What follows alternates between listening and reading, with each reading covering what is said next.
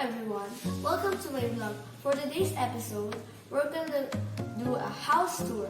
What are you waiting for? Let's get started. We live at 21D, the happiest place to be. This building is named Riverview because you can see the wonderful view.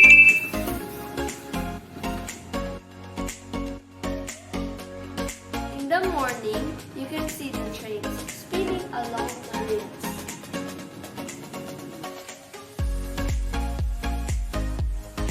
The floor is made of marble. It feels like you are in a ball. We have a magic stone mat.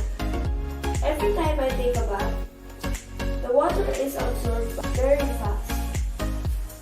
Wow, it's so fast!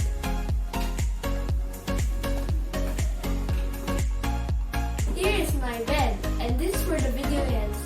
Have a good night, sleep tight, and have a wonderful night. Thank you for watching my vlog.